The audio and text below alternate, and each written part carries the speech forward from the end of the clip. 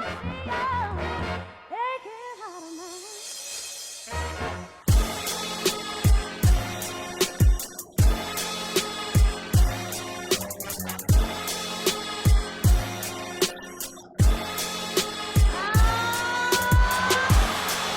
have a timeout. Decide not to use it. Curry, way downtown. Bang! Bang! Oh, what a shot from Curry! With 0.6 of a second remaining. Yo, what's up, everybody? This is the Outlet Pass Podcast, episode 25. I am your resident JT McConnell, the homie's homie. More importantly, my real name, Justin DiVirgilio, and on the line with me is official Raptors correspondent and referee evaluator, Matt Larouche. How you doing tonight? I mean, today, What's Matt. Going on? Especially going on? after last night. Yeah. We need to change the title to a one-time champion, right? One-time champion Raptors correspondent. I'm just like Drake. I'm on the team. People forget that.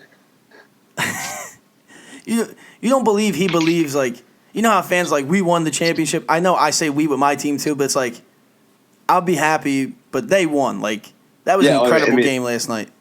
They won. I think Drake honestly might think he's on the team. Well, I guess you have an argument. Like, I mean, he puts a lot of money into the actual team, and he's employed technically by the team, right? Like, I mean, Raptors ambassador is not really.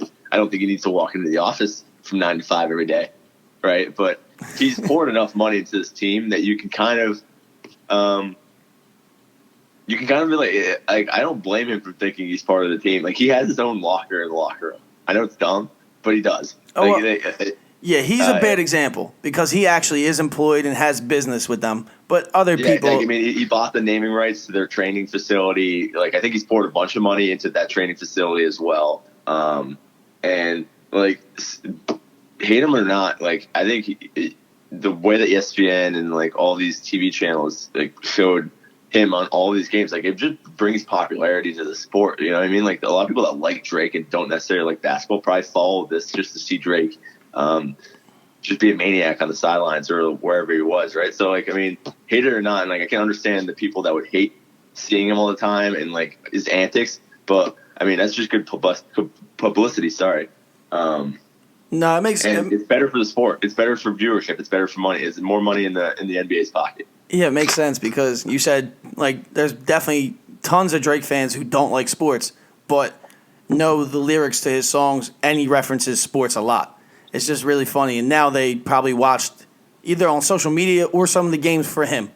But real quick, before we get totally into the Raptors winning their first NBA championship, I just want to plug everything. I know I usually do it at the end of the show. I just like to do it at the top.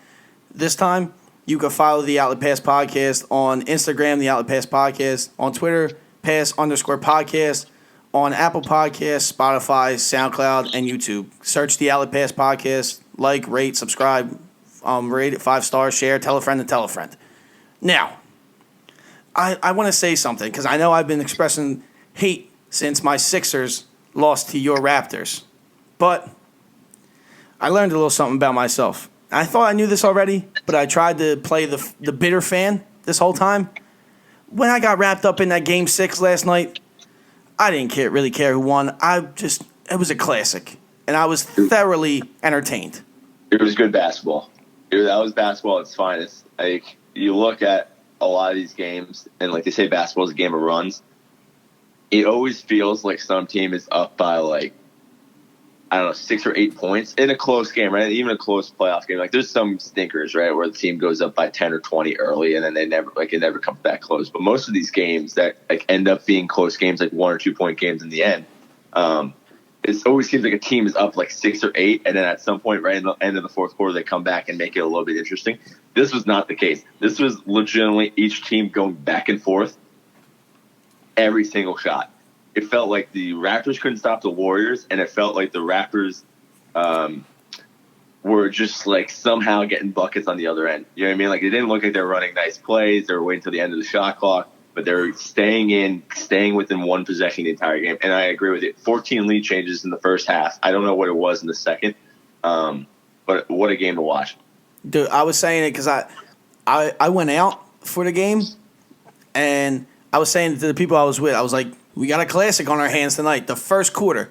Kyle Lowry came out and scored the first 11. I was like, all right. Somebody, like, he stepped up pretty much the whole first half. Heard you guys talking shit.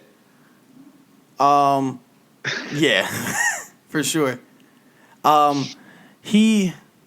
Lowry stepped up, and throughout the first half, it was like, where's Kawhi on offense, scoring-wise? He wasn't anything really too effective.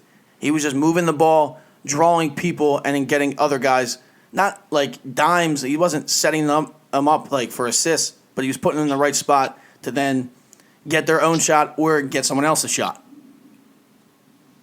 Yeah, no, absolutely. I agree with it. Yeah, no, Kawhi, he definitely wasn't non-existent because at the end of the day, they're doubling him, so that theoretically leaves the door open for these guys like Lowry and Van Vliet to play better. And I think that's like really like you can even bring it back to the Sixers series for why Van Vliet wasn't that good. And it's because like the Sixers had Ben Simmons, and Ben Simmons could handle Kawhi by himself for a lot of the game. And so that didn't leave the door open for guys that can't really create their shot. I mean, I know we're talking about Van Vliet. Van Vliet had that nice step back against Quinn Cook last night. So in terms of creating a shot, he did there. But Van Vliet by himself usually cannot create his own shot. He can definitely hoist one up, but it's not going to be a clean look ever. Yeah. Van Vliet. He's certainly not as aggressive as Kyle Lowry because Kyle Lowry's got the experience. He knows when to drive, when not to, how to like the pick and roll. He's a little bit better with the pick and roll with Ibaka and Gasol. But yeah, Kawhi being non-existent on offense is a little bit of a misnomer. But again, you probably expect more than whatever he showed you in the first half. But again, he's getting doubled the entire game. So I'd rather him pass out of his doubles instead of trying to force it. Oh, of course. I was just saying that's something I noticed, but it didn't really matter because he's a 2-time Defensive Player of the Year, and the other guys were stepping up on offense. Like exactly. Van Vliet, like I texted you in the group chat when he hit that step back on Quinn Cook. That was a cold move. He shook him and got a look. He had 12 on the fourth quarter. Like, God, did you hear his post game interview? I didn't get any of the post game stuff. What did he say? He says he's got big nuts. That's what allows him to shoot those threes. He's got big nuts. Ooh, is that a response to Klay? Klay's done that celebration before. I don't know, but I'm trying to buy this Board Man Gets Paid shirt. They already got some out? Yeah, they just came out. There's zero chance I get this in time. Well, why? Is it going to be a limited edition? Yeah, they legitimately released it at 11 o'clock. Damn. I don't think I got it. My thing's loading. All right, I'm sorry. It's all good. It's bad radio. I'll back to you. Since I brought up Klay, might as well get into devastating event. Whatever, I don't know the word. Devastating thing happened. Klay Thompson tore his ACL, his left knee, and he was Game 6. Klay showed up. I mean, and he tore it on a dunk too, which is so ironic because I remember watching an interview. I don't remember who it was, when it was, but it's very recent. He said when he goes up for a dunk, he knows he's feeling it because he doesn't dunk. Like exactly. No, I know exactly what you're saying. Yeah, no, like you don't look at Klay and think that he's a dunker. Like, you know what I mean? Like it's like that's a layup a lot of the times. I mean, I think if he lays it up again in that situation, I think Danny Green's maybe get into it. But yeah, no, he was absolutely feeling it. He was absolutely unconscious from three. Watching that series, I was more surprised when Klay Thompson missed than when he made it. At one point in the first quarter, I think he had a wide open three. I think it's one of his only two misses of the night from three. He had a wide open three, and he paused for a little bit. He paused for about a second because he had so much time, and he actually missed it, and it made no sense to me. Because he was. I remember it was on the right wing. Yeah, he was unconscious from three. It was ridiculous. Like he's got an NBA Finals record for 3-point percentage now. It's got to be somewhere around 60%, which is, I mean, I know you won't shoot that forever, but at this point, you got to think like if he ever went to Game 7, he's probably staying the same. He's like, if the Warriors had won this series, I know there's a lot of Steph Curry hate, and they say like Steph Curry, I think, deserved the Finals MVP in a few of his previous seasons. But I have a hard time not giving it to Klay Thompson if the Warriors had ever pulled this out in 7, especially the way he's been playing. I'm with you. I'm absolutely with you on that one because Klay gets overlooked by a lot of people because he's not as polarizing or just the sexier player to watch out of on the Warriors than KD, Steph, or Draymond because he talks a lot and he's more polarizing than Klay. Klay's I'm gonna come to work. It's kind of like Kawhi, but he talks that shit. Like he wanted to play.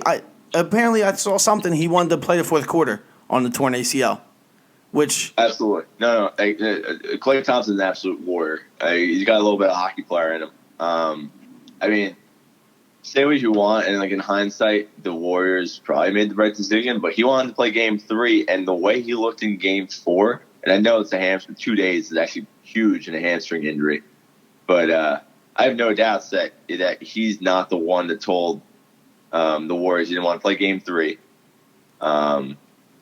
He absolutely wanted to be out there, and you know what I mean, like in the heat of the moment with the adrenaline. ACL tears still allow you to run forward and backwards and jump up and down. They just can't. They just basically mean that anytime you move laterally, your knee's going to buckle. But he wanted to stay in, and I think he knew the scenario too. I think he knew he had something bad with his knee, and it's just kind of hey, in the back of your mind, you know, like he's like, this is the last hurrah, right? Because as soon as I get off and they look at my knee, I'm screwed, right? Yeah. Because they're going to tell me I can't play. So he's going to stay out there and you know, I mean, I never had anything against Klay, but he's part of the Warriors side. I guess I just never really liked him, but a lot of respect right there. Yeah, for sure. And you mentioned that he knew something was wrong, and since I was out, I was like, damn, that's not good because I didn't see the knee buckle the way it did, but then when he was on the ground, you saw it on his face, and he was grabbing his knee, pulling it up there like he's moving it, like people I was with, and I was like. But he still looks like it hurts. It's not like something normal. And then we saw the replay, and before the first one, my one boy was like, oh, he's still fine. I said, dude, watch his knee pop. And when he saw it, like, everybody's, like, in the big-ass bar, like, of course, big reaction, like, oh, look away, cringeworthy. Like, you don't want to see that type of knee movement or leg movement happen. Like, that's 2 devastating injuries in the past 2 games for the Warriors. We might as well talk about Kevin Durant's right now as well. Now, KD's injury is, you know, there was a lot of talk about it. Who gets the blame? Like, it's just, I think it's not 50-50, but I do think that Kevin Durant did want to be out there. So, and he agreed. Oh, absolutely. So, you can't put too much blame on the Warriors, I don't think, because he wanted to be out there and he might not be there. So I guess they weren't looking at his best interest. That's where you put blame on the Warriors, because if they knew it was worse, like how is it a mild calf strain and then his Achilles did a shockwave movement? It looked like it vibrated when it got torn. I refuse to believe that multiple medical professionals, medical doctors with that are licensed, went out there and told Kevin Durant that the worst thing that could happen was he re-strained his calf. I refuse to believe that. I refuse to believe that not a single doctor is like, hey, your Achilles might be in danger here. And so credit to Kevin Durant. I say what you want about Kevin Durant. I still think he's a snake. I still think him going to the Warriors was the softest move of all time. All right? As Stephen A. Smith would say, it's the softest move by a superstar I've ever seen. Okay? I still don't like Kevin Durant. I respect Kevin Durant for trying to go. All right? Because at the end of the day, he's paid to be a basketball player. Right? And then what's good about being able to play next year if you're not able to be there for the finals, right? Like at the end of the day, he's still going to get his money because he's earned the right to still get his max contract, right? He's earned all of his money. He's a fantastic basketball player. He's still going to get his max for the Knicks, probably screwed. He's a hooper, and that's the thing. Like he's a hooper. He's like so. Say what you want about Kevin Durant. He tried to go out there and play, but I think he was going to go out there regardless because he wanted to. I'm sure he wanted to in Game 4. But at some point, as the Warriors medical staff and just the Warriors in general, you got to put a stop to this because name any player and they're going to do this. But, like, you go from a player that is not even clear to run in game 4, right? He's like doing pool workouts. To a guy then telling him that he can go full go with no minutes restrictions in game 5. It's just irresponsible. Yeah, I think it is. I mean, that is irresponsible. And I think, real quick, before I address that again, I don't think you can call Kevin Durant a bitch anymore. I think you still can. I mean, absolutely. It's in different contexts. You know what I mean? Like he's not soft for the way he went out there. Like, he's a good basketball player, and when he does play, like, he's not a flopper. He's not anything like that. He's soft for what he did by going to the Warriors. Like, I don't think he gets off the hook just because he had this going. Like, he had this happen to him. All right. But all right. Sorry, I'll let you continue. Wait. Now you made me lose my train of thought. We're talking about his injury. That's my bad. I interrupted you. That's bad radio. Damn. His knee injury. Oh, here we go. Irresponsibility. Now, it was irresponsible if they knew what type of workouts he was doing to rehab where he wouldn't be even like 50% game ready. Like, he was standing up shooting for the most part. He wasn't doing nothing crazy.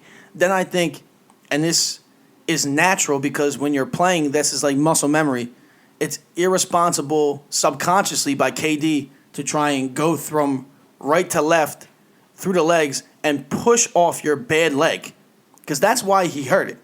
I think if he was going to go right instead, he wouldn't have got hurt, because when you push off the back leg like that, that's a lot of force.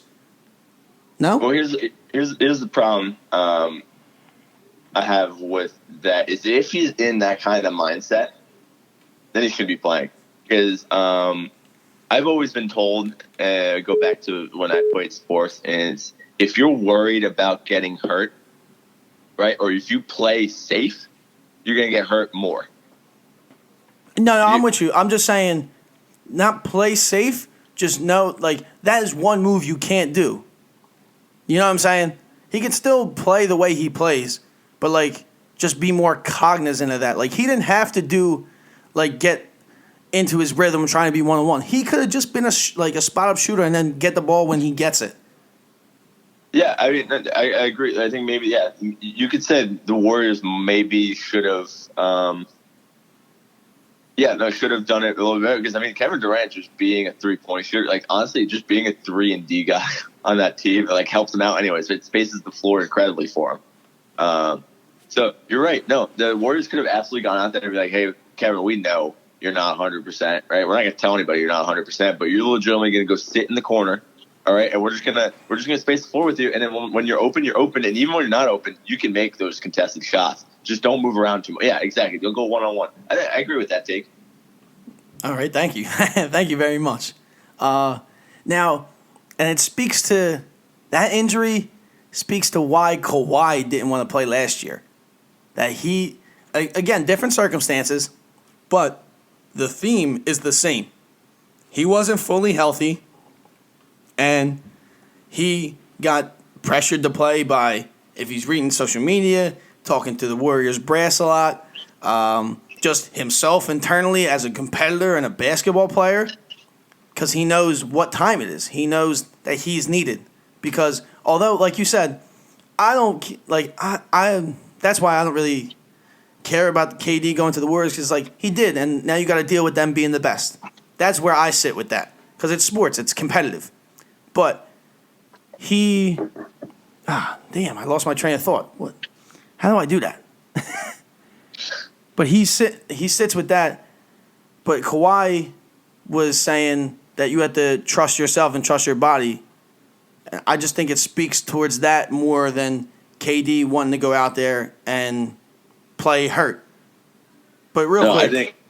Sorry. Yeah. Sorry, yeah, no. I think it's a good point that you bring up. This is, and people won't immediately see it, but this is a Kawhi scenario. I mean, Kawhi's is drawn out over the course of a season instead of just specifically in the finals, right? But you have a lot of people that are doubting your injury, okay? And we will probably never know what actually happened that season in terms of how hurt Kawhi was or what exactly was going on behind the doors, right? Behind closed doors. But if you're Kawhi, seeing this, validate, not that he needs any validation because Kawhi is an ultimate professional. You know that he thinks he's right and that he's going to do what's best for him. We've already seen this. But this validates his entire argument, right? You have people doubting his injury, saying you should be playing. Like the doctor's saying you're good, go out there, and then we'll be fine. But he knew his body. He knew what. I mean, at the end of the day, you know what you can and can't do, and so he sat out and he prevented himself from having a more serious injury. Because I mean, at the end of the day, we got to remember the medical staff and of any team, right? They're not working for the player; they're working for the owner, right? Yep. They're trying to win games. And if that means that they're going to push you out there at 80%, then sometimes it's going to happen. And they might not tell you that. It depends on each medical staff, right? It depends on the policy and the kind of the atmosphere and the environment that each team breeds. At the end of the day, it's a business. All right? And they're paid a lot of money to play basketball.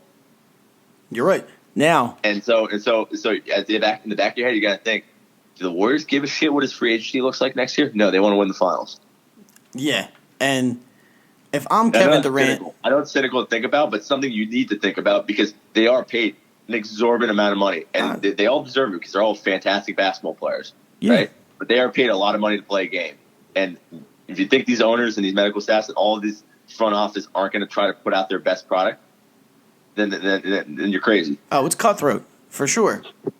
And a couple more things because the KD injury is more loaded than the Klay injury because to me, because I'm under the belief that Klay Thompson's staying anyway.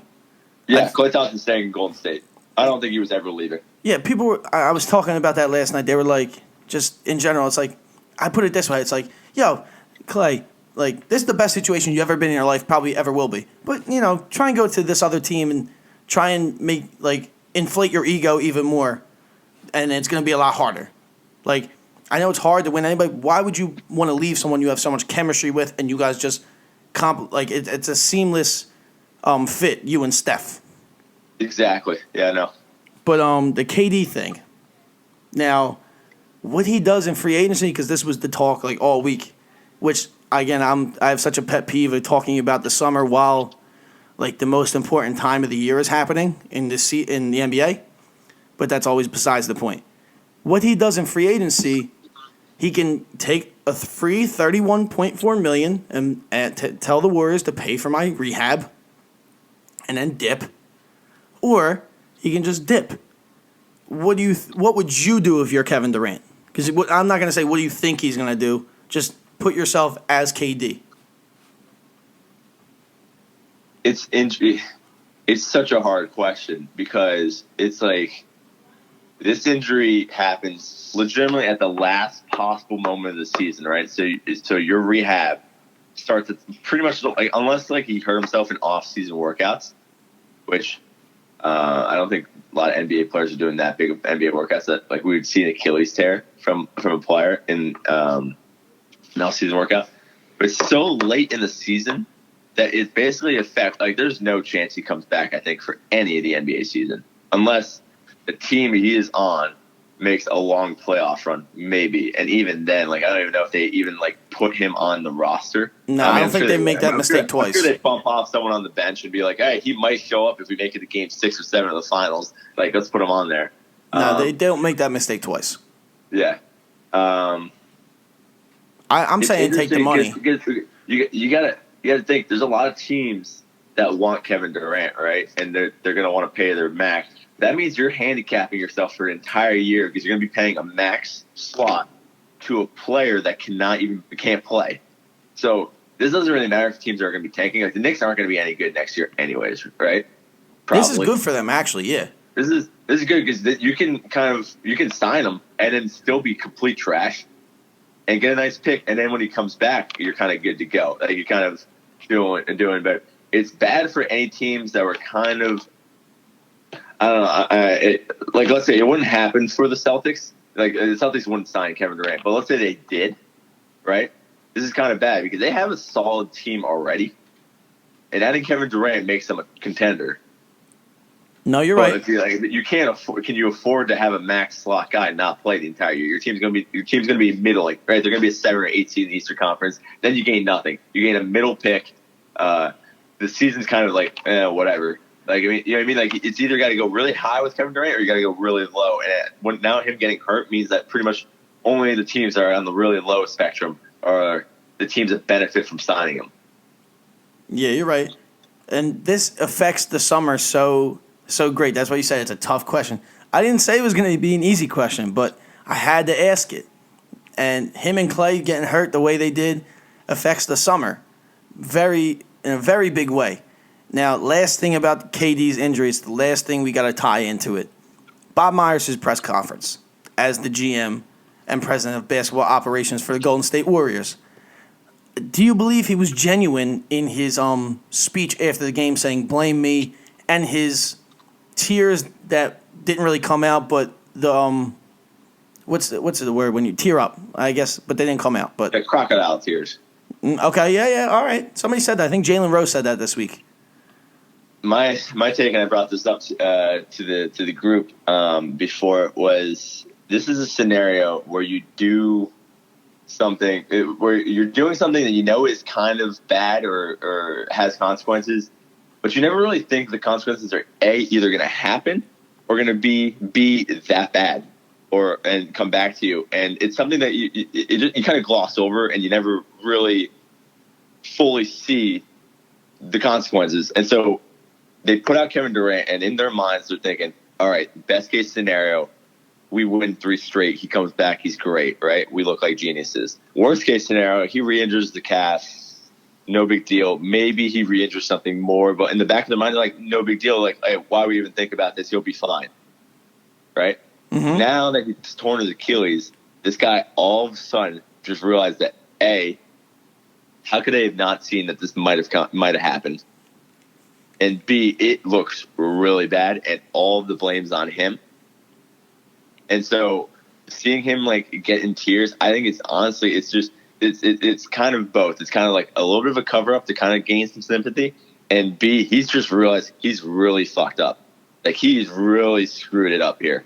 Like, I know he's got a good legacy of the GM because he's won 3 championships in the past 5 years, but this is a bad move if you're a GM. This is letting your player go out there when he's obviously hurt and then having him tear his Achilles. And it's just everything comes back together all at the same time. And he's realized he's really screwed up. And so I think that's why you see him get so emotional. Yeah, I think, I don't know how genuine it was. He definitely felt bad. The crying was extra. I think that was a little Oscar, Emmy type. The crying is extra too because I get it. He tore his Achilles, and that's what he uses for his livelihood, right? That's what he uses to make his money and make his bread. But at the end of the day, he tore his Achilles. He didn't get shot.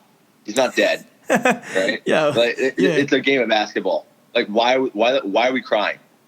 I think, I see there's certain situations in the sport that you can cry because they do work really hard, and sometimes things aren't fair. If Kevin Durant's crying, sure, you're the GM, dude. Calm down. It's like there's no reason to cry. And I know it's kind of like I'm going back and forth on here because I just gave a pass to the players to do it, but that's because they're the ones working hard. They're the ones putting all of it on the line. Their this bodies, guy's sitting in his press box every day, sitting in his press box watching, and he's the one that gave the go ahead, probably saying we're good. He's the director of basketball operations. He's the guy. He's crying because he screwed up. Yeah, I believe because Kevin Durant got hurt. He's crying because he screwed up. Yeah, I'm with you on that because when we were talking about it, and I was like, it's the first real mistake he's made in their 5-year run. Like, you can't pinpoint any real mistake that the Warriors made unless you followed them as a Warriors fan so intensely. And adding on to it is that this is probably the biggest mistake you can make as Warriors GM. A top, maybe the best player in the world, you gave the clear to go out there when, if his Achilles did that, it wasn't just a mild calf strain. Like, he was walking around on ice. You said he wasn't doing regular workouts until a couple days before. And, man, It's No, just I mean, I'll tell you this. We as a podcast were absolutely right at the beginning of the series. Like, he should have never played this series. He was out the entire series, right? Like the only reason they played him, and this is really the only scenario I think he even plays, because if it's 3-0, he's not ready, because he was barely ready for Game 4. Like, he was barely ready for Game 5.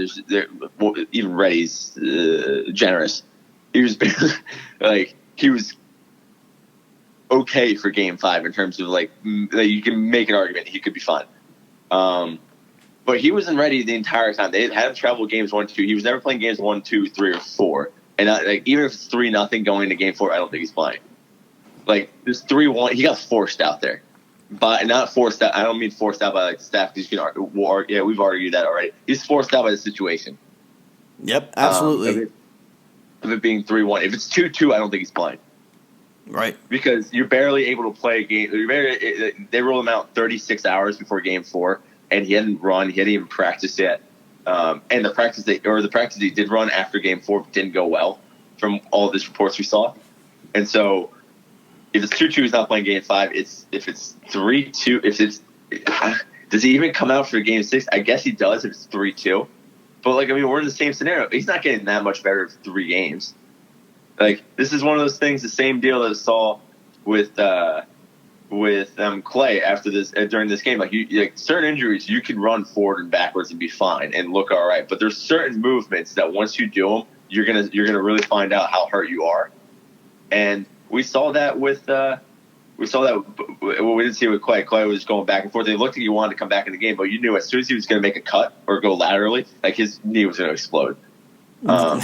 That's the reason why the Warriors didn't send him back out there. But the same thing with Kevin Durant. As soon as he made one push, one explosive move off that leg, there's the Achilles pops. It goes straight out. And also, I think that the Warriors care more about Klay than KD. Although KD made them a dynasty. Like we said, Klay, we're under the belief he's staying. KD, all year it's been, he might stay. He's going to New York. Oh, he's going to the Clippers. Oh, he's going to Brooklyn. It's all been talk of him leaving. I don't know if that affected anything, but that's a factor to play in. And this KD injured thing is so layered. Sorry. Yeah, no, Klay's their homegrown guy, right? He's the guy that they drafted. He's one of the original Splash Brothers. It's interesting. I think we could talk about this for days. Just the last thing about the KD injury is it's an Achilles injury, and there was 5 players. ESPN, NBA on ESPN, they put on their Instagram is five notable NBA players that have recovered from Achilles injuries. It was DeMarcus Cousins, Elton Brand, Kobe Bryant, Chauncey Billups, Dominique Wilkins, and they were all around the same age when they toured. Now, those guys are all very, very good players. Some great, some just good. Now, it's just, where does KD bounce back? He has enough of a game to, bounce back where he can still average 20 in the league, I think. I'm not trying to, overreact to it. It's just, it's such a serious injury. It's hard to predict. I think we've gotten kind of, so I'm looking for the word here. But we've seen now in these days that ACL injuries used to be a death sentence for athletes, right? Yeah. Back 10, 15 years ago. And with the medical advancements we've had, the technology, ACLs are now recoverable, right? Like an ACL injury at this point, you're going to come back the same player. It's just going to take time. Right. With Achilles, we're still in. It's a reason why. Phase. We're still in that phase. Just let me finish. I'll go right to you. Don't worry. With Achilles injuries, we're still in that phase where I've never really seen someone come back from an Achilles and be the same player. Now, don't get me wrong. Kevin Durant's a fantastic basketball player, and he does a lot of things well. And he survived just on his shooting alone, right? He's a knockdown shooter. Doesn't matter. He's tall enough that he'll never get blocked. He can take a contested 3 any day of the week, and I still feel confident with him taking that shot. Yeah. But KD also is an explosive player, and This is going to be tough. I mean, I hate speculating about injuries like this because at the end of the day, I am not a medical doctor. But we're on a podcast, so. Yeah, we're a podcast, and while I have a doctor, the doctor is fake. It's not real. I'm not going to speculate about how well he's going to do with his rehab, but at the end of the day, we got to think that we can't just assume he's going to come back 100%. And it's going to be interesting. It's kind of just have to wait and see. And so I'll let you go. What were you going to say? Yeah, and I'm leaning towards, like, he's clearly not going to be the same. Like, I think that is always, like, that question, I think, is, like, not rhetorical because it's rhetorical because I know the answer already. Like, it's an Achilles injury, and he's a high level athlete. Like I said, top 3 player in the world. He's not going to be the KD from Texas until now before he got hurt. He's not going to be that guy. Just at least the first, like, year and a half. Like, just because he has to get used to his body, that part of his leg has to relearn how to do everything he wants to do on a basketball court. And there's a reason why there's a mythology story about Achilles where when he tore it, it was like the end of everything. Like, there's a reason why this injury is so serious and devastating to someone who would have it. That's pretty much my point. Yeah. Yeah. No. Now, I like. Have you seen this? Kind of, it's not breaking news, but I just saw this morning. I'll just bring it up to you. See, Masai is getting investigated by the police. what? So apparently, a police officer stopped him from getting on the court because he didn't have his credentials, and like a little scuffle happened between the two. And I've been reading. So the police department says that he pushed and struck the officer. But I'm reading, and like the video of the two just seems the two are kind of getting held back from each other. And then a lot of the witnesses are saying that the cop kind of got in his face and like didn't let him go. And like I'm seeing this right now, but it looks like the county sheriff's like office is like trying to pursue or like investigate this and like might charge him with something. All right, yeah. Send me that when you get the chance because I would like to post that. Yeah. Hate to just throw you some breaking news in the middle of the. No, that's great. Yeah, I mean, it's wild. I mean, like, yeah, we won't get into it because we don't know all the facts. We won't get into it too much, but I just wanted to bring it up. I'm sorry. I'll let you continue. What's next on the docket? Next thing on the docket is we're still in Game 6 because this was a layered game. Like this is why I love onions, baby. Onions, for real. This is why I love sports and basketball because when games are like that, sports are easily the best dramas on television. Easily. And the person who had the last shot and missed it, Steph Curry, greatest shooter of all time, had a great look at the rim from the right wing. Good play, very good play drawn up by the Warriors. He just missed it. He had an off shooting night in a game where they needed him the most, especially after Klay was out for the fourth quarter. It's just, man. It's weird.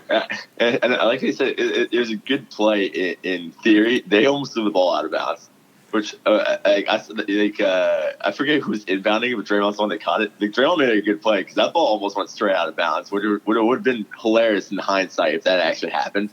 But yeah, no, like Steph Curry, if that's the play they drew up, they felt comfortable with just Curry taking a 3 rather than anybody else getting a 2, which I think is just, I guess, a testament to how much the Splash Brothers were actually carrying this team compared to what they had surrounded. They didn't feel comfortable with anybody taking a 2. They felt comfortable with Curry taking a possibly contested 3. And I agree with you. He had a semi-clean look, or like, which is clean enough for Steph Curry. 100% clean for him, right? I mean, like he still shoots lights out with people closely guarding him. Like someone closing out on him from 5 feet away is like almost nothing. That's a clean look for him. He just missed it. And he didn't just miss it. He missed it bad. You know what I mean? Like Curry's threes, if he misses them, he barely misses them. Yeah, this he one missed hit it it to off the right. The iron. He hit it back off. Like, you could see it right out of the shot. He hit too high of an arc on it. I still saw that shot. I still thought it was going in as a Raptors fan. Well, but you could tell that it was different out of his hands. You have to reserve your belief because that man is the greatest living shooter we've ever seen. So you have to hold your breath because he could have hit that shot. But the funny part is, if I knew this beforehand, I wouldn't have been wrapped up in the moment. Before that, he was 0 for 7 on go-ahead field goals in the final 20 seconds of a playoff game. With that miss, he's now 0 for 8. So whenever the next time they're in the playoffs and he has the ball in the clutch, I'm gonna be more. It's gonna be like 70-30. I think it's gonna go in, or 60-40, because he's missed his last 8 attempts. I didn't know that until after the game. I don't know if you knew that. Yeah, I knew that. I saw that graphic when it popped up. I'll tell you what, dude. I've seen it once or twice. I just want 1 year for like kind of like a buzzer beater kind of deal where someone just tosses it their center and tells them to post up. Because I think that would be fucking hilarious. Like I'm sure they did it with the Shaq era and stuff like that. Kind of just give the ball to your big man, see if you can beat your guy 1-on-1. Because I hate these. And of course the Warriors drew up a play. And it was a solid play, but I know the Raptors when they try to do like game-winning plays, they pretty much just give it to Kawhi or someone. They're like, all right, 1-on-1, figure it out. Mm-hmm. But I just want one time for someone to actually go. Like, if they just need it too. Like, run like a simple play, run a simple post up. Like, and you got two options. You can either go 1-on-1, or if they try to help off you pass out, and then now that guy's got an open 3 or an open shot or whatever he needs to do. I never really understood it because I think DeMarcus Cousins, I don't know if you want to put the ball in his hands with all that on the line, but he had scored the last 2 baskets, and he looked like he was bullying down low. Like, sometimes maybe you just give it to him and see what happens. Possibly. That could be on Steve Kerr. And since I mentioned Steve Kerr, Nick Nurse did a very good job, obviously. He helped get this team to the finals. He's the 5th rookie coach in NBA history to win an NBA title in his first season. Among that list is Paul Westhead from the Lakers in 1980, Pat Riley in 1982 for the Lakers, Steve Kerr in 2015, Tyronn Lue in 2016. Now, with that being said, it's so crazy that the Raptors' huge gamble paid off. I think that's the really thing to marvel at as well. And yeah. I also think, just let me finish before you get something off, just the way Steph changed the game with the deep threes and just on top of you, just bury you with threes, it may send other teams into the belief that, hey, we can do this too, but you won't do it as well. No, absolutely. I think, like, you spoke about Nick Nurse. Like, I mean, think of another coach that would start playing zone and a box and one, which are like some middle school and high school defensive formations, NBA Finals game. Like, that's how people will it's funny. give Steph Curry a lot of hate or a lot of negativity for how he played. But name me another player that gets a box and one against them in the finals. Yeah, it's kudos to Nick Nurse. He tried a lot of things. He tried a lot of things that some teams wouldn't have the big nuts, as Van Vliet would say, to try in the finals. Like the zone, this box and one, Ibaka and Gasol together when it's not going well, kind of get more rebounding. And I think Steve Kerr kind of did this too when he rolled out his lineup in the beginning of the fourth to kind of get Steph some rest. He rolled out Jerebko. I think it was like Jerebko, McKinney, Cook, Draymond, and I don't know. The Joe lineup Livingston. The lineup was not good. That was Cousins, I think, or something like that. It was an ugly lineup to watch in terms of for the Warriors offense, but they got away with it. Like they kept the lead and they got Steph Curry back in. Yeah. But Nick Nurse, there's a big change from Dwayne Casey in the past years. Dwayne Casey is a fantastic regular season coach because he gets his players to buy into his system. But that's the thing. His system doesn't change. So when you play a team 4, 5, 6, 7 times in a row, they understand what you're doing, and they'll exploit you. Right? Any good coach will find those holes and adjust. But Dwayne Casey would not adjust. Dwayne Casey decided C.J. Miles was the best answer to Kevin Love for 5 games in a row, and it just didn't work. And so seeing Nick Nurse just even try to make adjustments. They didn't always have to work, but at least he was trying, which was a big jump. Yeah, it's like you said, like Nick Nurse adjusted, and because it's do or die. It's evolve or die. If you don't, then and you stick with your guns and you lose, then that's why you lost, because you didn't make a change that could have been made that people saw that could have helped you win. Well, and yeah, I think you saw this with, and this is the big knock on the Bucks coach Budenholzer. His big knock is he doesn't make adjustments. He had the same thing. He's led some fantastic teams because he's a solid coach. He got the Hawks to 60 wins, and that feels like such a long time ago that the Atlanta Hawks were a 60-win team each year. But he led them to a 60-win year, and they got swept by the Cavs in the Eastern Conference Finals. He now leads the Bucks to a 60-win year, and they just don't make any adjustments in the playoffs. And he was even quoted saying, I think some reporter asked him either at the beginning of the playoffs or the end of the regular season. He was saying, what happens if the threes don't fall? Because it's very obvious what you guys do. You either give the ball to Giannis and see if you can score, and if you can't score, he draws so much attention you kick out for open threes. And someone asked him, what happens if the threes don't fall?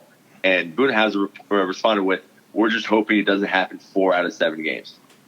I don't like that. That's defensive. Yeah, and I'm just like, what? The Raptors, did it to a T. They lost the first 2 games, but then they made adjustments, and they're like, hey, we just found out we have a good enough team that if we triple team Giannis, we still have enough length and switchability on defense that we can close out these 3-point shooters fast enough that they still don't get that many open looks. And then all it took was the Bucks to go slightly cold from 3. Slightly cold. It's not like they shot terribly from 3 that series, but they weren't as red hot as they usually are. Mm-hmm. And then that series turned on a dime. Yeah, and now there's a blueprint, and I don't think any team can do this because it still requires plus defenders at each position. I think the Sixers could do it. Thank you. I think the Sixers could pull it off. But same deal. But there's a lot of teams like the Celtics. The Celtics tried to do the same thing. They just couldn't do it. Like Brad Stevens found the answer. He just didn't have the personnel for it. But yeah, no. It's like it's gonna be interesting because Budenholzer now needs to come up with a new idea. Like you can't just have this drive in and kick out the 3. It's not gonna work. It will work in the regular season against sub 500 teams and even good teams because it's a one-off game, right? Like you just need your guys to shoot threes well. But if you play a team multiple times and they have the personality, we're gonna see the same thing. You're gonna lose 4 straight.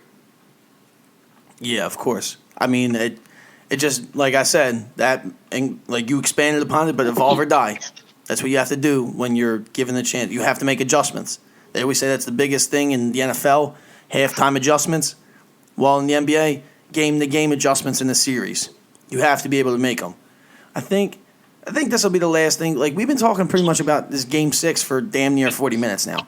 And I think the last thing worth mentioning, I mentioned Kawhi a little bit, but props to him. He really, led this team. They said, Kyle Lowry said before the finals ended, he's the reason why they haven't gotten too up or too down throughout the playoffs.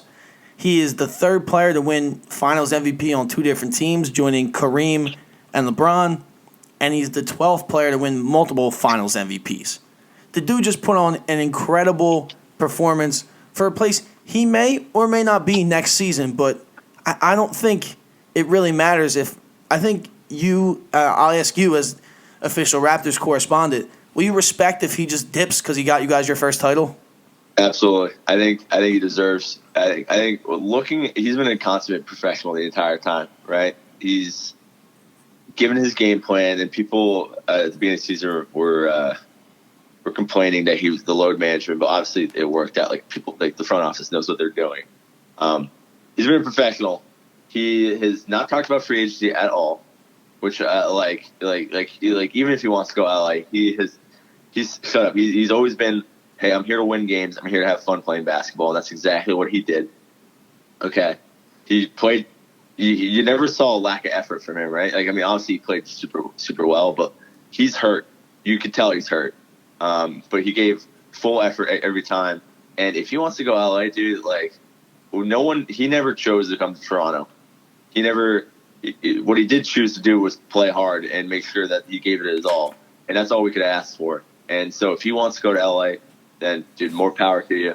I'll root for him anywhere he goes, unless he goes to the Warriors. Maybe I won't root. Maybe for a year or two. But I might grow. I might hate it after. But anywhere he goes, I would hate if he went to the Celtics too. But I don't think that'll ever happen. But it's just because I hate the Celtics. Yeah, he hasn't answered any questions, like you said. Like I was watching his interview with Scott Van Pelt last night. He's one of the few ESPN personalities I enjoy thoroughly. And like when he asked him, he was like, he worded it well. He was like, I'm not going to ask you what you're doing, where you're going, or like he said, what's the time frame look like of the decision? And Kawhi was just like, yeah, man, I'm not even like thinking about that right now. I'm going to go back and try and enjoy this. He was like, and Scott Van Pelt was like, I had to ask because he has a job to do, but then once you like they answer the question how they answered, then you got to let it go. I don't think we're going to know until he signs. I'll tell you what, dude. If he leaves, that means his Kawhi jersey is probably 50% off. That's it's more money in the bank for me. You don't have one? I don't have one yet. I have 2 Kyle Lowry jerseys, but I'm gonna have to expand the repertoire. Oh, for sure. I would advise that. You definitely have to. The New Balance is not giving it to me. I've been on the loading screen for the past 40 minutes just watching it circle. I don't think I got it. But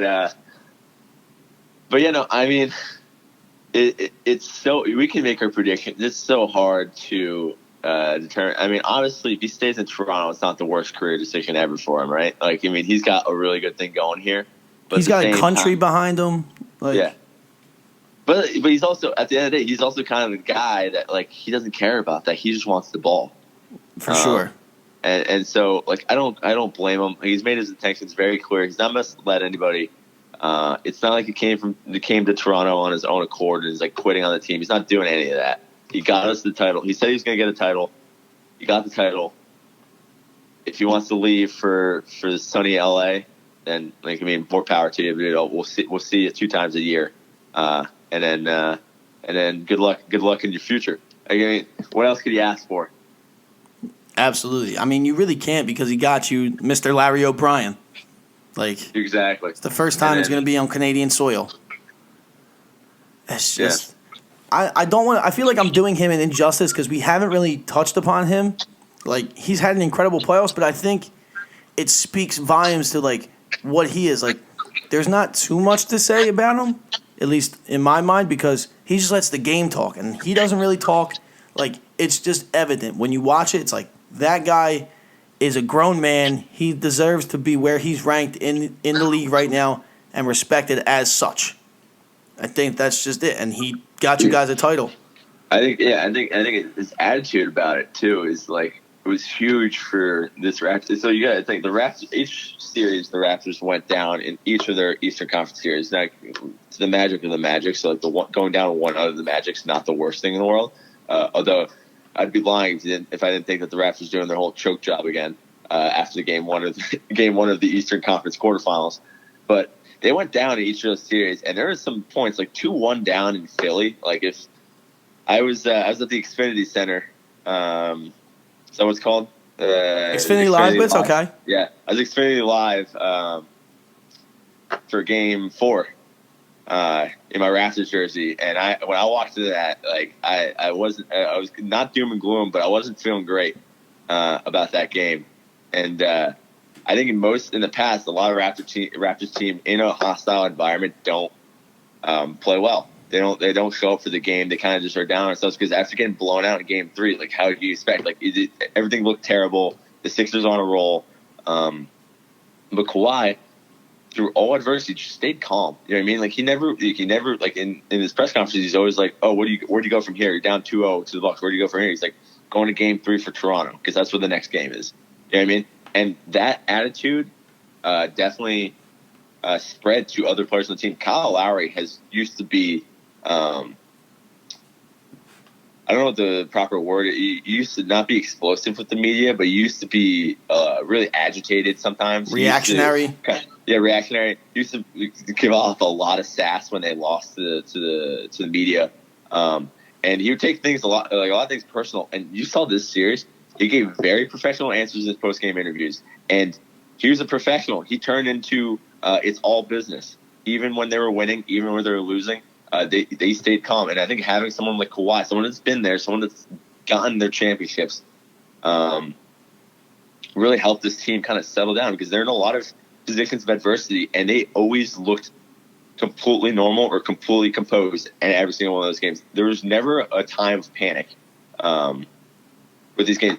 Most teams, after that heartbreaking loss in Game 5, the championship's 3 minutes away, you're up 6, right? And you lose that. Like, the champagne's all rolled out, everybody's feeling good in the building, and you let the Warriors come back. A lot of teams put up an egg in Game 6, right? Like, you kind of just think, like, we're going into Oracle, last game. They don't have KD, so they're all fired up. That game is really high paced. You think a lot of teams might just not fold, but they might just put up an egg, and that might be a 10 or 20 point game for the Warriors. Then you go to Game 7, you're like, all right, at least we have Game 7, but you don't want it to get to Game 7. Having someone like Kawhi, just kind of leading the ship and just being like, it's all business, it's one game at a time, really helped this Raptors team. You keep bringing up stuff now. You're helping me gain my thoughts back. Kawhi, doing that. They shut down Oracle with 3 straight finals wins there. And it's appropriate that I can tie this in with Drake. In one of his songs, he's saying he's looking for revenge. Well, Kawhi got his because Zaza Pachulia, I believe that he went under him on purpose like that. Maybe not to hurt him, but definitely Zaza's just to go under him. No, I agree with you. We can talk about how Zaza is a piece of shit for an entire podcast. Zaza multiple times has done some dirty stuff in this NBA, and honestly, he's not even that good of a player. So, like, he's like a role player, and he's pulling all this kind of bullshit. Like, Draymond Green, right? He's a dirty player, but he also plays hard, and a lot of that comes from him just playing hard, and he's a solid player, right? Like, he deserves to be on the court. Zaza, on the other hand, dude, you're a role player, and you're pulling this kind of bullshit. Like, no, not for me. I hear you. I don't like it. That's a podcast idea then. Probably the dirtiest players in the league now. I'm going to put that down. Remember that. I'm going to probably ask you to do that. Okay, all right. I'll put it together. I think that's the last thing I want to say about the games. I just want to thank the Raptors and the Warriors again for an incredible Game 6 and a very good series. Best of recovery to KD and Klay. And, man, now we got to deal with the summertime and see what it brings. But all in all, in a fun NBA season, especially I was way more into it because doing this podcast, it was just incredible for me as an NBA fan. I got basically everything I wanted outside my team winning. That's it. At least we didn't get Warriors Cavs for the 5th time. That's all we needed.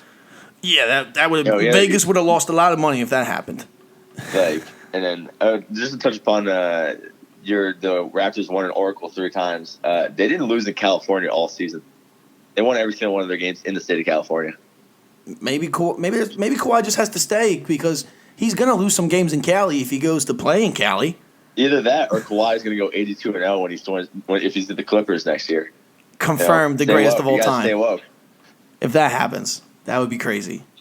But now that the season is done, and let's just wrap up with some NBA news. Former Kawhi Leonard teammate, San Antonio great, Tony Parker retires with 18 seasons in the NBA after spending 1 year in Charlotte. He had 1 year left on his deal and decided to retire. I think it's funny. He said, the quote was, "I don't want to be Tony Parker anymore." All right. I just think it's funny that you're retiring now after, like, it wasn't before the finals ended. It's just funny that you left and now you're retiring because you just didn't want to play. He said, there's a quote, he had a lot of reasons why he didn't want to play. He didn't reveal all of them, but still feels like he could play. I don't know how you feel about Tony Parker retiring. I mean, hey, at the end of the day, if you get, like, you got to remember, like, a lot of people think playing in the NBA is awesome, and I'm sure it is, right? But it's like, it's a lot of hard work that these guys go through. It's a lot of off-season training. It's a lot of getting in at like 5 or 6 in the morning, put up shots and stuff like that. And sometimes, like, it's just, you look at it in your career and you don't really see. I mean, he's with Charlotte. Like, Charlotte ain't gonna do anything next year, right? And like, it's like you really need to love the game to play another year at a team that's not going to, like, I mean, they might not, like, Kemba might leave, that they're not making the playoffs. Even if Kemba stays, they're maybe making the playoffs, right? Because, like, that team can't get any better. So, I mean, at some point, you just got to kind of call it. He's had a great career. You kind of need to be self-aware that your skills are, like, at the peak, and they're only going to go down because of the speed of the game is going to get fast for you. And he doesn't want to play basketball anymore. He doesn't want to play basketball anymore. It happens. It's congratulations to him. He'll have a nice retirement, and then he can just sit back and relax and be one of the fans for a little bit. Yeah, he said he's going to live in San Antonio since now retiring. The one thing that I thought was funny, he said he doesn't want to be a part of a rebuilding team at 37, 38. I mean, you went to Charlotte. What do you think it was? But yeah, I don't know. Like, Charlotte's such a weird team because, like, Kemba Walker is, like, really good. And that's but then it. The rest of the team is trash. I'm sorry, it's a disservice. I just don't watch enough Hornets games. But I know that Jeremy Lamb just hates the Raptors in general because he just hits half-court shots all the time. He's decent. He is decent. He's decent. But, I mean, besides that, like, I think they paid Batum way too much money. Yeah. And then, like, the problem is the Kemba Walker now qualifies for the Supermax. And that is going to ruin the Hornets cap space if they sign him for the Supermax. And I know that Kemba just said that he would be okay with not taking the full amount, which his agent's probably just like slamming his desk after he says that. But the Hornets, like, I don't know what they was supposed to do. I'm like I've been to Charlotte once. It's not the, like, I mean, it's a city. Like, that's what you got going for you. It's like it's there. It's in the U.S. It's in the U.S. I don't know what their state income tax looks like, but I mean, it's like Charlotte's not the most appealing city in the world. You're not gonna draw that many free agents, and you kind of almost like have to be suckered into signing Kemba because your team is going to be awful if he's not there. And like, if you're a Hornets fan, you almost want to think that you don't want Kemba because you want to do a full rebuild. But again, like, at the same time, that makes your team unwatchable for a few years. So I don't know. I don't know how we devolved into now we're talking about the Charlotte Hornets future, but there it is. That's my take. The Charlotte Hornets are kind of screwed. Well, yeah, I just think it's funny that, like, Tony Parker, they could have. I mean, he didn't have to leave the Spurs. They could have absolutely done something this season, but this is like kind of a testament. Now that like the Raptors have won a championship, it's like kind of a testament to. There's a lot of tiers of this league. There's only a few teams in this league that you can put in as actual contenders. Oh yeah. Seeing how hard it is to win a championship, this season the only teams that realistically had a shot at the title, and the West Coast are the Rockets and the Warriors. Those are the only two teams. You can argue for days that like, oh, the Denver Nuggets could have made. No, the Denver Nuggets weren't beating the Warriors. And if the Denver Nuggets ran into like a Warriors team that was injured, I think the Denver Nuggets lose to the Raptors easily. Yeah, they're too physical for the Nuggets. Yeah, and so Rockets and the Warriors are the real contenders. In the East, any of three of the Sixers, the Bucks, or the Raptors could have easily been in the Eastern Conference Finals. I think it's a crapshoot. I think the Raptors, they win on a bounce. That overtime is 50-50. It basically comes down to who's winning between Jimmy Butler and Kawhi. And both of them were hobbled at that point. And I believe both of them were kind of in foul trouble too. That overtime is a crapshoot. And then the Bucks. The Bucks showed that they were a good team, right? The Bucks were 2 wins away, and not like two. Like they were give or take a minute away. Because if they win that overtime in Game 3, it's over. Like, I don't think the Raptors, as much as they kind of have solved everything, I don't think they win 4 games in a row in that scenario where they're down 3-0. So any of those teams could have won. If you're any of those teams, like, you're kind of like, it's useless. It's almost useless. Like, it's like the Hornets could have been a playoff team this year. They almost traded for Marc Gasol. People forget that Marc Gasol almost went to the Hornets at the trade deadline. They would have made the playoffs, probably. Move the needle enough? Like, what, you become a 6th seed and then you lose to the Celtics or the Sixers in the first round? Yep. Like, and then you gave up pieces to get Marc Gasol, and then what do you do after that? Like, you run it back, and you Nothing. run it back as a perennial 5 or 6 seed. Yeah. I mean, this is the problem that the Raptors ran into every year. Is like, yes, they were a good regular season team, but you could tell, like, and this is why, like, people ask, like, is DeMar DeRozan like super sad that their team won? DeMar DeRozan has to have some type of self-awareness to know that they probably don't win this championship if he's on this team, right? Or they don't win this championship. They don't win the Sixers series if DeMar DeRozan's playing.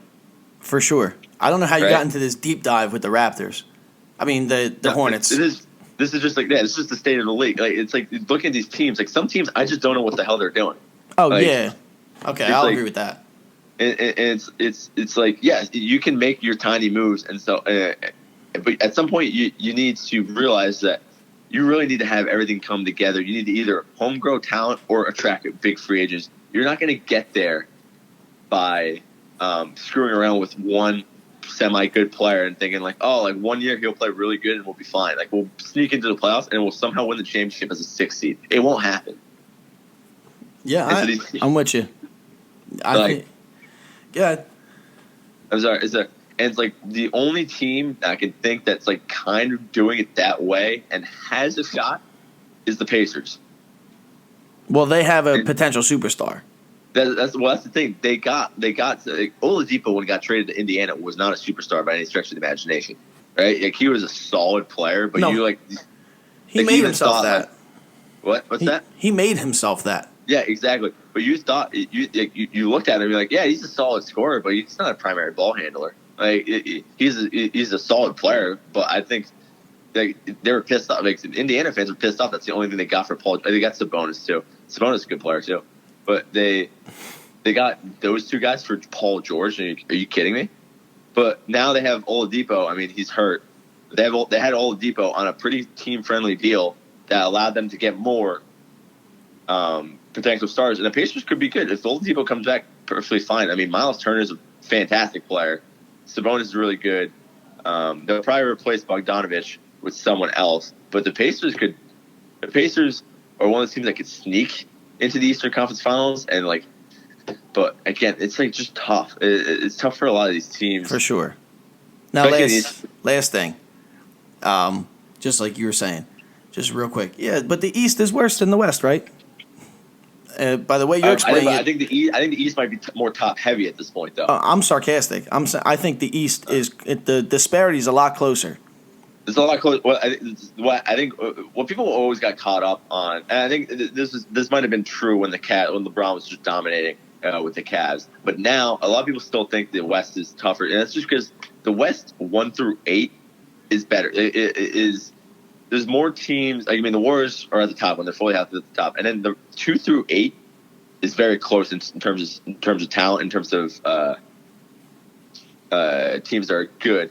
The problem is that the teams 2 through 8 get wiped on the floor by the 1 through 3 teams in the East, and then there's an absolute everybody falls off a cliff after like 4. After the 4 or 5 seed, everybody falls off a cliff. They're terrible, and so that's where you can kind of get that. Oh, the West is better. No, the West is not better. Like the first 4 teams in the East would wipe the floor with seeds probably 3 through 8 on the West hand side. It's just that they're all closer together in that span. Like you don't really have a bad team in the West besides like the Phoenix Suns are really bad. That's about it. Yep, that's right, for sure. Now, since we're talking about the East and who's where and if it's better or not, the Brooklyn Nets have been in the news the past week and a half a lot. It started out with making a trade with the Atlanta Hawks, trading Allen Crabbe, the 17 pick in this year's draft, and a 2020 first rounder for Taurean Prince, and a 2021 second rounder. And that frees up 2 max slots. And then the next plot twist is Kyrie Irving leaves his longtime agent, Jeff Welcher, to then eventually sign with Roc Nation Sports, which is Jay-Z's company. He's from Brooklyn. He was a big part of bringing the Brooklyn Nets to Brooklyn. And Kyrie has been targeted to go to either the Knicks or the Nets, but reports have come out, multiple have come out of him leaning towards the Nets. It's a done deal at this point. So that can shake up the league. I don't know him and D'Angelo Russell together. I don't know how. I don't like that. But that's what they're going for. How do you feel about what the Nets are trying to do and trying to move up the ranks?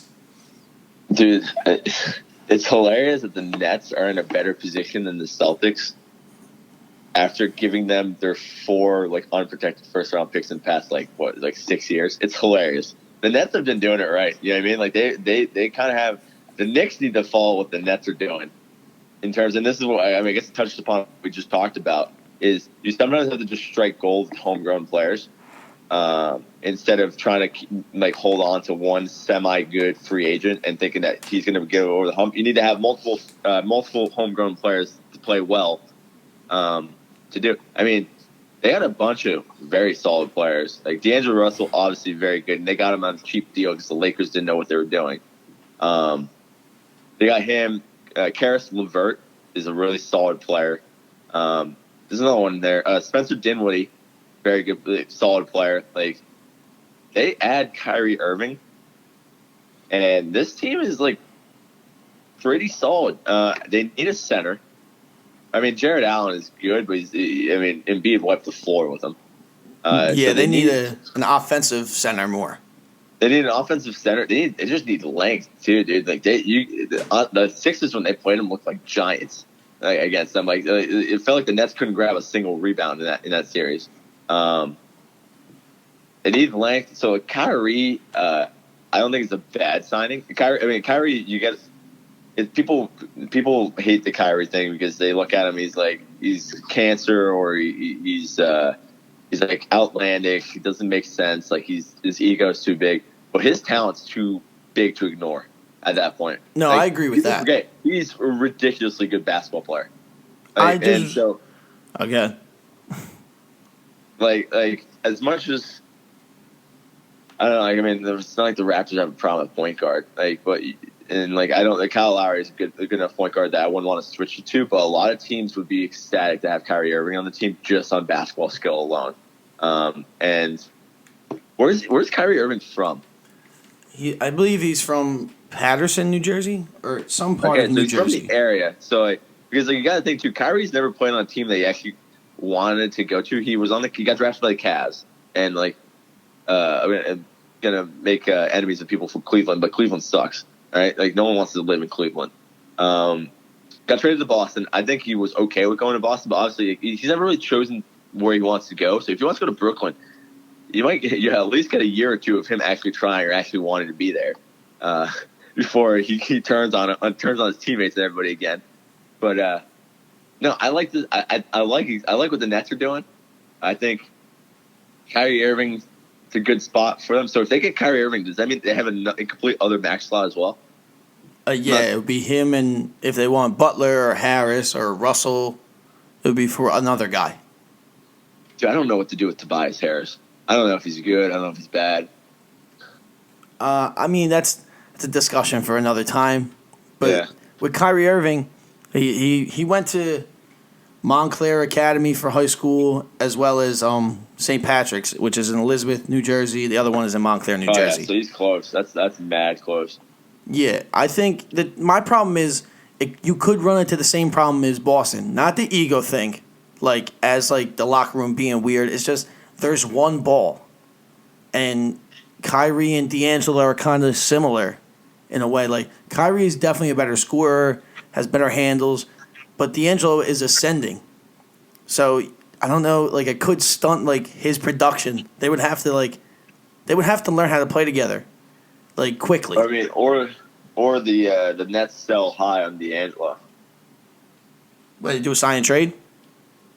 Well, D'Angelo's a restricted free agent? Yeah, because he's with them. I believe He's so. He's a restricted free agent. You let him sign an offer sheet somewhere else, you just take the draft picks. Oh, okay. Yeah, that's definitely it's interesting, but it's crazy that the Knicks are gonna get better before not the Raptors, before the Nets. The Knicks do. The Nets are gonna get better before the Knicks.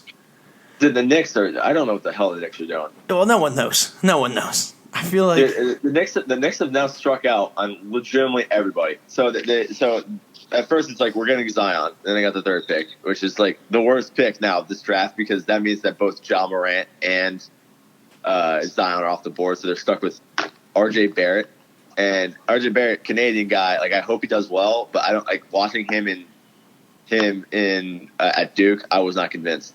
And then they strike out. Well, I mean, they haven't struck out on KD yet. KD might still go to the Knicks, but that's a punch that's a knock in the pants right there. Just to see him go down. And then Kyrie, you thought Kyrie was coming to the Knicks, now he's going to the Nets. It does. Classic Knicks. The Knicks. So what's gonna happen? They need to somehow find a way to get rid of James Dolan. Yeah, but Dude, it's funny because the Raptors, Masai fleeced the Knicks in, I believe it's 2013. They traded Bargnani to the Knicks for a first-round pick in 2 seconds and then a bunch of expirings. And one of the worst trades I've ever seen. Like, I mean, I was happy. I was ecstatic for it. Like, the fact that we even got a draft pick for Bargnani, let alone a first, is absolutely ridiculous. Yeah, okay? I know. And then Masai tried to trade Kyle Lowry to the Knicks, like immediately after. And then James Dolan was so scared that Masai was somehow screwing with him that he just said no to the trade. And then now look where we are. Yeah, we're looking at Raptors as the NBA champions and the Knicks having the third pick and still only having little direction. They do have a direction. I will not like. I saw this in on Twitter last night. The Atlantic Division, solid division, right? It's for the viewers that don't really follow divisions because they're pointless. That'd be the Nets, the Nets, the Celtics, the Knicks, the Sixers, and the Raptors are all in the Atlantic Division, which used to mean something. You remember when you used to win the division? Didn't matter how bad you were, you're automatically the 3 seed. Yeah, I do. Like you would like the division winners would be 1, 2, 3. It didn't matter what your record was. I mean, it would matter for the 1, 2, 3 order, but you could be like 500 and still be the 3 seed if you had won your division. Like this year, the Magic won the Southeast Division, and they would have been the 3 seed if we still had those rules. But